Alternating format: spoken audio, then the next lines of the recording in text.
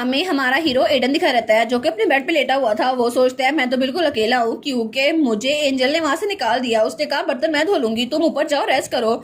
लेकिन वो सोचता है अब मैंने खुद ही सुजेस्ट किया था कि मैं मिसेस मैक को बुलाऊं, लेकिन कितना अजीब है ना। पहले मैं चाहता था कोई भी मेरे पास ना आए क्योंकि जब भी मैं टाउन में जाता था मुझे लगता था हर कोई मुझे मर्डर कह रहा है, और तब मैं चाहता था कि मैं वापस आ जाऊं क्योंकि उस वार में जब मैं जंजीर से जकड़ा हुआ था तब मुझे लगता था मैं वहां से छूट नहीं सकता। और जैसे ही हर कोई मेरी तरफ देखता था मुझे लगता था कि वो मुझे खूनी कह रहे हैं, हालांकि मैं खूनी नहीं हूँ। लेकिन तभी उसके हाथ से एप्पल नीचे गिर जाता है। वो सोचता है मुझे डर था कि वो लोग मेरे बारे में क्या सोचेंगे, शायद उनको मेरे गुनाहों की सेंट आ जाएगी, शायद वो मुझे खूनी समझेंगे। लेकिन तभी उसको फिर सीजर आता है और वो नीचे गिर जाता है। तो तभी लोग उसके बारे में बातें कर रहे थे, ये जरूर पागल होगा, आखिर ये हमारे साथ आई कॉन्टेक्ट क्यों नहीं बनाता। और जब उनकी तरफ देखता है तो सब लोग घूर के उसी को देख रहे थे, या फिर उसको ये लग रहा था। वो सोचता है मुझे लगा था शायद मैं पूरी जिंदगी ऐसे ही सफर करता रहूंगा क्योंकि मेरे लिए उठना बहुत ज्यादा मुश्किल था, लेकिन तब मेरे लिए तो सिंपल सांस लेना भी बहुत ज्यादा मुश्किल था और मुझे लगा था कि मैं बैटलफील्ड से वापस आ गया हूँ, लेकिन फिर भी वहीं पर हूँ। लेकिन जब मैं इस घर में आया तो मुझे लगा शायद ये वही जगह है जहाँ मैं बिलोंग करता हूँ, और वो टाउन जहाँ पे बहुत सारे लोग हैं वहां मैं कभी नहीं जा सकता। और मुझे लगा मैं बिल्कुल आइसोलेटेड हो गया हूँ। लेकिन ये जगह यहाँ पर रहकर मुझे बहुत ज्यादा अच्छा लगने लग गया जब मैंने सब्जियां उगाना शुरू कर दी और जब मैंने अपने लिए खुद ही चीजें उगाना शुरू कर दी। और तब मुझे लगा अगर मैं टाउन से दूर रहूं तो मेरा लोगों के साथ कांटेक्ट नहीं रहेगा। और मेरी जिंदगी में तब थोड़ा बदलाव आया क्योंकि एंजी, मेरी उसके साथ शादी हो गई और वो मेरी जिंदगी में आई। हालांकि वो तो सच में मेरी ऑनेस्टी का बहुत ज्यादा फायदा उठाती है, लेकिन उसकी शक्ल और उसकी मासूमियत देख के मेरा दिल करता है उस पर ट्रस्ट करूं। लेकिन फिर भी मैं उसके साथ रहना शुरू हो गया और उसकी वजह से मुझे लोग का डर खत्म हो गया और उसके इनोसेंट एक्शन तो मुझे मेरे सेंस ऑफ ह्यूमर को लुटाने में हेल्प कर रहे हैं। और तब अपने हाथ को देखते और सोचता है मैंने उसको बहुत सारी चीजें सिखाई हैं, लेकिन बदले में उसने मुझे बहुत सारी चीजें सिखाई हैं जो मैं कभी भी भूल नहीं सकता क्योंकि उसकी वजह से मैं लाइफ की तरफ वापस आ रहा हूँ। लेकिन फिर भी ये बात कभी भी मैं उसके चेहरे पर नहीं बोल सकता। और तब थोड़ी देर बाद हमें हमारी एंजी दिखा जाती है जो पिक्स के पास खड़ी थी। वो कहती है आखिर तुम लोग को पता है मिसेस मैक किस तरह के इंसान है। तो पिक्स कोई जवाब नहीं देते। वो कहती है हाँ हाँ तुम लोग को पता है ना। और वो सोचती है वो जरूर कोई लोकल वुमन होगी जिसने अपने बहन भाई को खुद ही बड़ा किया होगा और उनको तो और जॉब्स आती होंगी जैसे लॉन्ड्री और क्लीनिंग, और वो तो एडन के घर में बहुत अच्छे से काम करती होंगी यहाँ। लेकिन एंजल के इमेजिनेशन में तो मिसेस मैक यही थी। वो सोचती है कितनी इंप्रेसिव है ना, और वो सोचती है पता नहीं वो कब आएंगी, लेकिन क्या मेरे साथ अच्छे से पेश आएंगी। तो तभी वो पिग्स ऑइंक ऑइंक करते हैं तो मन कहते हैं थैंक यू, मैं तुम लोग को अच्छे से बैठ करूंगी। तो तभी वहां से उसको किसी की आवाज आती है। वो कहती है आखिर ये आवाज क्या थी। तो जब वो बाहर निकलती है वो सोचती है क्या मिसेस मैक आ गई, लेकिन आखिर वो कैसी होगी और मैं पहली बार किसी ऐसे को ग्रेट करने वाली हूँ जो हाई सोसाइटी से नहीं है। और तब वहां पर एक गधा था जिसके ऊपर घंटी बजी हुई थी और वहां पर एक औरत थी, वो थी मिसेस मैक। वो स्माइल कर कहती है हेलो यंग लेडी, आज तो मौसम बहुत अच्छा है। तो मन सोचती है अच्छा तो ये मिसेस मैक। वो कहती है क्या आपका नाम मिसेस मैक है। वो कहती है हाँ हाँ बिल्कुल मैं ही हूँ और मुझे एडन ने बुलाया था यहाँ पे काम करने के लिए, तो क्या तुम भी यहाँ पे काम करने के लिए आई हो। वो कहती है नहीं नहीं मैं यहाँ काम करने के लिए आई, लेकिन कुछ वजह की वजह से मुझे यहाँ पे रहना पड़ रहा है। तो वो कहती है अच्छा। तो मैंने सोचती है मैं इसको ये तो बता सकती ना कि मैं एडन की वाइफ हूँ। तो तब वो कहती है आजकल की नौजवान नस्ल, मुझे लगा ही था। वैसे भी तुम्हें पता है हमारे हमसाए में एक और लड़का था जिसने भाई जाके शादी कर ली थी, लेकिन उसके डैड ने उसको अप्रूवल नहीं दिया था, फिर भी उसने अप्रूवल जीत लिया था और वो तो बहुत जज्बाती हो गई थी। तो मन कहती है नहीं नहीं ये थोड़ा डिफरेंट है। तो वो कहती है ठीक है तुम लोग की चाहे जैसे मर्जी शादी हुई हो लेकिन फिर भी तुम लोग अब यहाँ पे रह रहे हो। वो कहती है जी। और वो कहती है हाँ हमारा जो हमसाया था ना उसने फ्रांस में जाकर शादी की थी। तो मैंने सोचती है फ्रांसिया, वो तो मेरी मॉम का होम टाउन था ना। तो तब वो मिसेस मैक वहां पर आती है और अपने गधे को वहां मार देती है। वो कहती है मैं इसको बस यहीं पे बांध दूंगी, वैसे भी इसका बुरा टेम्पर नहीं है तो ये इस घोड़े के साथ सही रहेगा। और तब पीछे से हमारे एडन का घोड़ा और मिसेस मैक का गधा किसी को घुरी जा रहे थे। तो तब मिसेस मैक कहती है घर तो बिल्कुल सेम मेरे से 25 साल पहले था। तो मन कहती है सच में। तो वो कहती है हाँ हाँ बिल्कुल टर्टन फार्म बिल्कुल सेम था और मैं तो तब भी यहाँ पर आई थी जब एडन पैदा होने वाला था। तो तभी वो दरवाजा खोलती है तो तब हमारा एडन वहाँ पे खड़ा था। वो कहता है आप आ गई मिसेस मैक। वो कहती है हाँ मिसेस मैक यहाँ पर आ गई है। तो तभी वो जाके हमारे एडन को गले लगा लेती है। वो कहती है तुम्हें पता है तुम कितने ज्यादा छोटे बच्चे थे जब मेरे पास आके रोया करते थे, लेकिन देखो ना कितने बड़े हो गए हो। तो एडन कहता है कि यार पुरानी बात याद करने का क्या फायदा है। और हमारी एंजी तो हंसी जा रही थी। वो सोचती है एडन भी रोया करता था जब छोटा बच्चा था। तो तब मिसेस मैक कहती है हाँ जो बच्चा हर वक्त रोया करता था कि उसको भूतों से डर लगता है, जंगल में अकेला नहीं जाएगा, अब वो इतना बड़ा हो गया है। तो वो कहता है मिसेस मैक ना बोले। तो हमारी हीरोइन कहती है अच्छा तो एडन तुम्हें भी जंगल में जाने से डर लगता था। तो एडन कहता है हाँ तब मैं 5 साल का था। तो तब मिसेस मैक कहती है जब तुम कल मुझे बुलाने के लिए आए ना मुझे लगा था कि कोई टाल प्रिंस खड़ा है। तो हमारी कहती है अच्छा एक प्रिंस की तरह। और वो सोचती है हाँ एक फार्मिंग का प्रिंस, और वो तो एडन को इमेजिन कर लेती है। तो एडन कहता है बस कर दो। तो तब एडन कहता है मिसेस मैक अगर आप बस लॉन्ड्री को हैंग कर देना तो अच्छा रहेगा। तो वो कहती है नहीं मैं यहाँ पे काम करने के लिए आई हूँ, मुझे इसी की तनख्वाह मिलनी है ना। और मैं सारा काम कर लूंगी, वॉशिंग क्लॉथ, क्लीनिंग सब कुछ कर लूंगी, तुम लोग बाहर जाओ और आराम से मजे करो। तो वो कहता है लेकिन मुझे बहुत ज्यादा बुरा लग रहा है कि सारा काम यहाँ पे छोड़ के जा रहा हूँ। तो तब हमारी कहती है उनको सच में लग रहा है कि हम लोग न्यूली वेड है। तो वो कहता है तो तुमने उनको इस बारे में क्या बताया? वो कहती है मैंने कुछ ज्यादा नहीं बताया, मैं तो बस ये कह रही थी कि हम लोग यहाँ पर रह रहे हैं। वो कहता है ठीक है, हम लोग इकट्ठी तो रह रहे हैं। वो कहता है हाँ हाँ पता है, बस कुछ नहीं। तो तभी मिसेस मैक खिड़की खोलती है। वो कहती है तुम लोग अभी भी यही पर हो? तो हमारी एंजी रह जाती है। वो कहती है क्या? तो तभी एडन हमारी एंजी का हाथ पकड़ के वहां से ले जाता है। तो मिसेस मैक कहती है मुझ ओल्ड वुमन को ना देखो, तुम लोग अपना कोजी कपल टाइम गुजारो।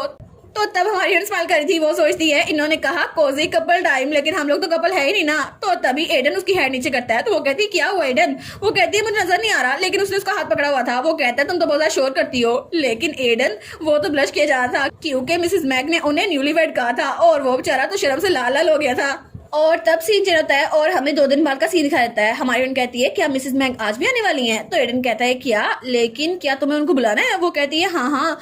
तो वो कहता है लेकिन तुम्हें इसकी जरूरत क्या पड़ गई और तुम उनके साथ कुछ ज्यादा घुल मिल नहीं रही? तो वो सवाल करती है और कहती है मैं कैसे एक्साइटेड नहीं हो सकती, वो तो मुझे तुम्हारे बचपन के बारे में इतनी सारी चीजें बताती हैं कि तुमने एक बार उनके हाथ पे काटी कर दी थी। तो ये सारी कहानी उसको मिसेस मैक सुना गई थी। वो कहती हैं एक बार तो वो पूरा बर्फ में ढक के आ गया था जब वो माउंटेन से नीचे गिरने लगा था। तो तभी एडन कहता है बस कर दे, इतनी बातें बताने की जरूरत नहीं है। तो हमारी एडन कहती है तुम्हारे बचपन में भी तो एक्सीडेंट हुए थे ना, है ना? तुम्हारा बचपन बहुत ज्यादा शरारती था। वो कहता है लेकिन सबके बचपन में ऐसा होता है ना? तो मैंने कहती है हाँ होता तो है, लेकिन मैं भी तो प्रैंक्स किया करती थी। तो तब वो सोचती है लेकिन फिर भी मेरे बिहेवियर को ठीक करने के लिए बहुत सारे टीचर्स थी। तो वो कहता है हाँ हाँ तुम प्रैंक जरा कर भी नहीं सकती थी, वैसे भी वो केज पहन के तुम कितने प्रैंक कर सकती थी? वो कहती है केज नहीं कोर्सलेट, मैं कोर्सलेट पहनती थी और उसको कपड़ों के नीचे पहनते हैं। वो कहता है अच्छा तो ताकि तुम्हारी कमर ज्यादा पतली हो सके, लेकिन उसको पहनने का मकसद क्या है? वो कहती है उसको पहनने का मकसद तुम्हें कुछ समझ आएगा या फिर नहीं? और मुझे सच में लगा था मैं तुम्हें पूरा एक्सप्लेन कर दूंगी ना, फिर भी तुम्हें फैशन की कोई समझ नहीं आएगी। तो वो कहता है लेकिन आखिर तुम अपनी वेस्ट को इतना पतला करना क्यों चाहती हो? वो कहती है उससे फिगर अच्छा होता है, तुम्हें कुछ भी नहीं पता, और वैसे भी ये केज नहीं है, ये क्रिनोलाइन है, तुम्हें इसके बारे में कुछ नहीं पता, और वैसे भी ये अनकंफर्टेबल है, लेकिन उसी की वजह से कोई किसी को ब्यूटीफुल कहता है। तो हमारा हीरो कहता है क्या ब्यूटीफुल, लेकिन तुम तो अभी। तो वो कहती है क्या अभी? तो वो कहता है नहीं कुछ भी नहीं। तो एडन कहता है तुम तो अभी भी पतली दिखती हो। वो कहती है नहीं नहीं तुम मेरे कपड़ों के नीचे थोड़ी ना देख सकते हो। तो तब वो कहता है क्या? तो वो कहती है नहीं नहीं भूल जाओ मैंने क्या कहा है। और वो तो थोड़ा एम्बेरस हो गई थी। वो सोचती है मुझे ऐसी बातें नहीं करनी चाहिए थी। तो तब वो कहता है क्या तुम्हारे सनफ्लावर्स उग रहे हैं? वो कहती है हाँ हाँ बड़े आराम से उग रहे हैं, और उनके साथ मैंने और भी फ्लावर्स लगाए हैं, डेफोडिल्स भी इतने आराम से उग रहे हैं, कितने प्यारे लगते हैं ना। और क्रोकस वो तो अभी भी मुरझा रहे हैं, लेकिन ये थोड़ा डिसअपॉइंटिंग है। वो कहता है लेकिन लीव्स तो मुरझा ही जाते हैं ना, तुम्हें पता तो होना चाहिए। और अगर न्यूटन की रूट जोन है वो खराब नहीं होगी तो अगले साल फिर से उगाएंगे, और तुम्हें फिक्र करने की जरूरत नहीं है। वो कहती है ये तो मजेदार है ना, फिर तो अच्छी बात है। तो वो कहता है ठीक है मैं तुम्हें थोड़ी सी इन्फॉर्मेशन दे देता हूँ। तो वो अपनी डायरी निकाल लेती है। वो कहती है ठीक है मुझे बताओ और क्या करना चाहिए? वो कहता है तुम्हारे पास अभी भी ये डायरी है? वो कहती है हाँ हाँ मैं यहाँ पे सारी इन्फॉर्मेशन लिखती हूँ ताकि मुझे सब कुछ याद रहे।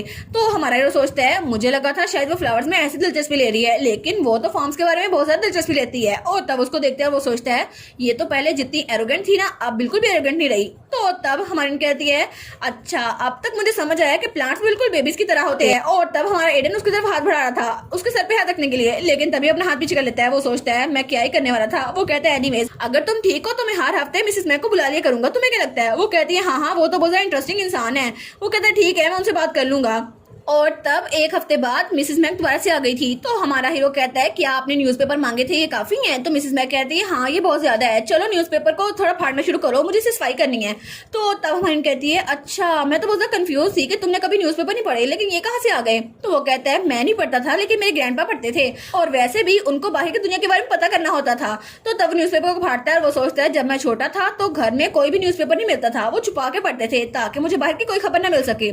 और मेरी माँ और मैं हमेशा घर में ही रहते थे, कभी भी टाउन में जाते थे। शायद मेरे ग्रैंडफादर नहीं चाहते थे कि मैं वहां पर जाऊं, और मैंने कई बार उनसे कहा कि मुझे भी साथ लेकर चले, लेकिन उन्होंने मना कर दिया। वो नहीं चाहते कि मैं वहां पर जाऊं क्योंकि वहां बहुत ज्यादा डेंजरस लोग हैं। लेकिन एक दिन जब अचानक से उनकी डेथ हो गई और मैं पूरी दुनिया में अकेला रह गया, तो मुझे उनके सामान में एक सील मिली जो कि बहुत ज्यादा मिस्टीरियस थी, और मैं उस सील को लेकर कैपिटल गया। और तब मुझे पता चला कि उसके पीछे रीजन क्या थी कि मेरे ग्रैंडफादर ऐसे बिहेव करते थे, और इसकी वजह ये थी कि मैं असल में एम्पर का बेटा था, लेकिन ग्रैंडफादर वो नहीं चाहते कि रॉयल फैमिली को मेरी एग्जिस्टेंस के बारे में पता चले। तो तब वो कहता है मैंने उनसे कई बार कहा कि मुझे स्कूल के चर्च लेके जाएं, लेकिन हमेशा से वो मेरी बात नहीं सुनते थे, और वैसे भी मुझे घर में रह के बहुत सारी चीजें सीखने को मिल गई। तो मिसेस मैक कहती है लेकिन फिर भी जब छोटे बच्चे बड़े होते हैं ना उनको स्कूल जाने की जरूरत पड़ती है, और उनकी तो चैट मूड फिर से ऑन हो गई थी। तो हमारा हीरो कहता है बस कर दें, मेरी बातें करना बंद कर दें, आप क्लीनिंग क्यों नहीं करती?